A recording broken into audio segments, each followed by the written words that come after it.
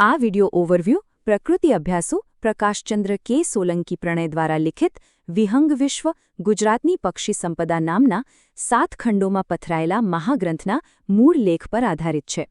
ચાલો આજના આ વિશેષ અહેવાલમાં ભારતના ગાઢ જંગલોના એક અદ્ભુત ઘરેણા સમાન પક્ષી એટલે કે ગ્રે જંગલ ફાઉલ, જેને આપણે રાખોડી જંગલી કુકડા તરીકે પણ ઓળખીએ છીએ, તેની એકદમ રસપ્રદ દુનિયામાં પ્રવેશ કરીએ.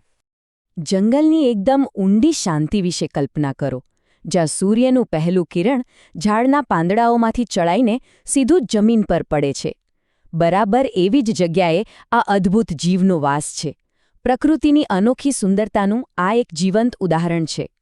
પશ્ચિમ ઘાટના ગાઢ જંગલોમાં જ્યારે સવાર પડે ત્યારે અચાનક જ એક એકદમ સ્પષ્ટ અને તીવ્ર અવાજ ગુંજી ઉઠે છે, કુક્કુ કુક્કુ કુક્કુ.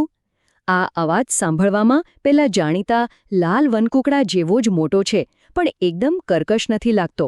સવારના શાંત વાતાવરણમાં આ અવાજ ઘણી દૂર સુધી સંભળાય છે. અને હા, આ જ એ અવાજ છે જે આ શરમાળ પક્ષીની હાજરીની ચાડી ખાય છે અને કોઈ પણ પ્રકૃતિ પ્રેમીનું ધ્યાન ખેંચી લે છે. આ રાખોડી વનકુકડો ખરેખર ભારતીય ઉપખંડ માટે એક વિશેષ ભેટ કહી શકાય. શા માટે? કારણ કે આ ભારતનું મૂળ નિવાસી એટલે કે એન્ડેમિક પક્ષી છે. આનો સીધો અને સાદો અર્થ એ છે કે આ અદ્ભુત જીવ આખી દુનિયામાં બીજે ક્યાંય કુદરતી રીતે જોવા જ નથી મળતો. આ માત્ર ને માત્ર આપણી એટલે કે ભારતની જ અમૂલ્ય ધરોહર છે. હવે થોડી વિજ્ઞાનની ભાષામાં પણ વાત કરી લઈએ. આ પક્ષીનું વૈજ્ઞાનિક નામ છે ગેલસ સોનેરાટી. હવે આ નામ ક્યાંથી આવ્યું? તો વર્ષ 1813માં ડચ પ્રાણીશાસ્ત્રી કોએનરાડ જેકેબ ટેમિંગ દ્વારા તેનું વર્ણન કરવામાં આવ્યું હતું. લેટિન ભાષામાં ગેલસનો અર્થ થાય છે કૂકડો, અને આ સોનેરાટી નામ પ્રખ્યાત ફ્રેન્ચ પ્રકૃતિવાદી પિયર સોનેરાતના માનમાં આપવામાં આવ્યું છે. છે ને રસપ્રદ?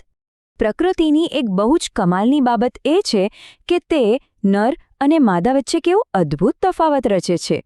રાખોડી કુકડાની જ વાત કરીએ તો નર અને માદા વચ્ચેનો તફાવત એટલો બધો સ્પષ્ટ અને આકર્ષક છે કે કોઈને પણ એવું જ લાગે કે આ તો સાવ અલગ અલગ પ્રજાતિના પક્ષીઓ હશે. કદ અને વજનની દૃષ્ટિએ જોઈએ તો આ એક મધ્યમથી મોટા કદનું જમીની પક્ષી છે. તેની કુલ લંબાઈ 45થી 80 સેન્ટીમીટર જેટલી હોય છે. હવે વજન જુઓ. નર હંમેશા માદા કરતાં ઘણો મોટો અને ભવ્ય હોય છે. નરનું વજન 700થી 1300 ગ્રામ સુધી પહોંચી શકે છે, જ્યારે માદા થોડી હળવી હોય છે, એટલે કે આશરે 600થી 800 ગ્રામ જેટલી. નરના દેખાવની તો વાત જ શું કરવી, એકદમ રાજવી દેખાવ હોય છે તેનો. માથા પર લાલ રંગની આકર્ષક કલગી અને ગળા નીચે લાલ રંગના 2 લટકતા ભાગો. પણ તેની સૌથી મોટી વિશેષતા તો તેના પીંછા છે.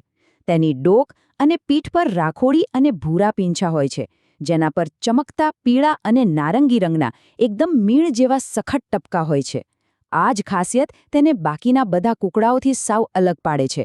સાથોસાથ ગહેરા વાદળી અને કાળા રંગની પૂંછડી અને પગ પર રહેલા સ્પષ્ટ કાંટા તેના ભવ્ય દેખાવમાં 4 ચાંદ લગાવી દે છે. બીજી તરફ જો માદાને જોઈએ તો તેનો દેખાવ સંપૂર્ણપણે વ્યવહારુ અને રક્ષણાત્મક છે. માદા એકદમ સાદા, ગહેરા બદામી રંગની હોય છે અને તેના પર આછા પટ્ટાઓ હોય છે. નર જેવી પેલી મોટી કલગી કે મીણ જેવા આકર્ષક પીંછા તેમાં બિલકુલ જોવા મળતા નથી. પણ આની પાછળ એક બહુ મોટું કારણ છે.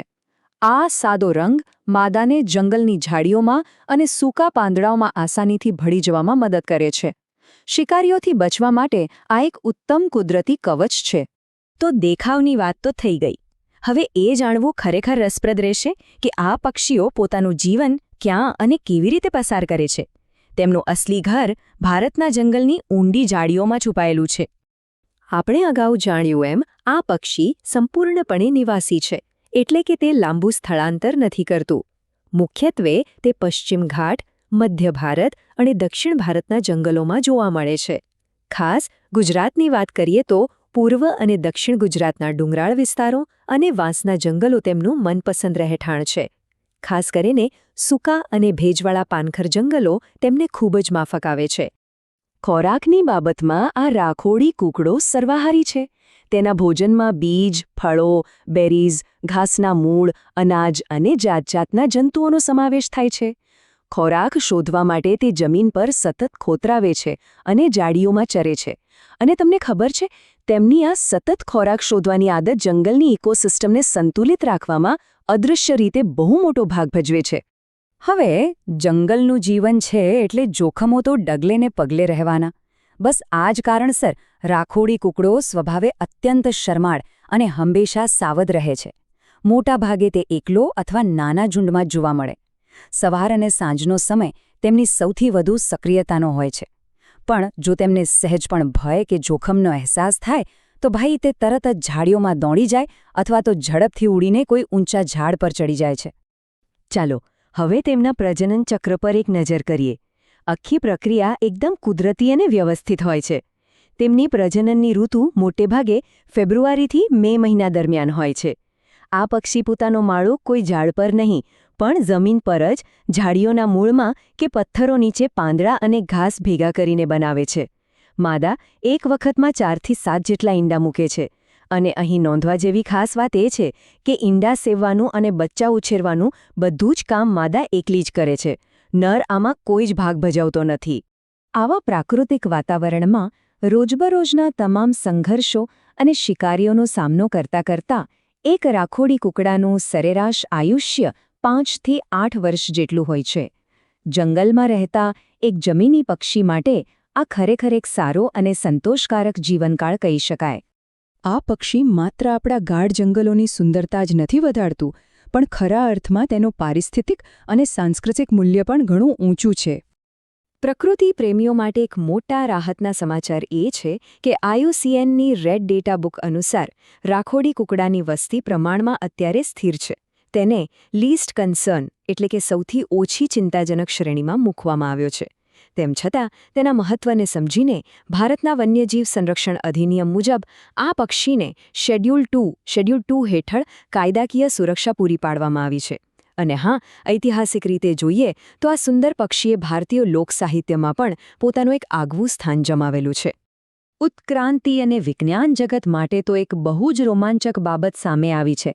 સંશોધનો એવું સ્પષ્ટ સૂચવે છે કે આ જંગલી રાખોડી કૂકડાએ આજના સમયમાં વિશ્વભરમાં જોવા મળતા ઘરગથ્થુ મરઘામરઘીની અમુક જાતિઓના વિકાસમાં બહુ મોટું આનુવંશિક યોગદાન આપ્યું છે. જરા વિચારો, આપણી આસપાસ જોવા મળતા સામાન્ય મરઘામરઘીના DNAમાં ક્યાંક ને ક્યાંક આ જંગલી અને ભવ્ય પક્ષીના અંશ રહેલા છે. ઉત્ક્રાંતિની આ એક ખરેખર અદ્ભુત કડી છે. પ્રકૃતિની આ કડીઓ આપણને ખરેખર વિચારતા કરી દે છે.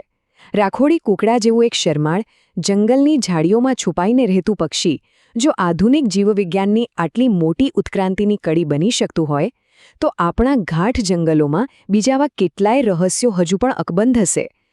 પ્રકૃતિનું આ જ્ઞાન ખરેખર અનંત છે. આ એક સુંદર અને રહસ્યમય વિચાર સાથે જ આજના આ અહેવાલનું સમાપન કરીએ છીએ.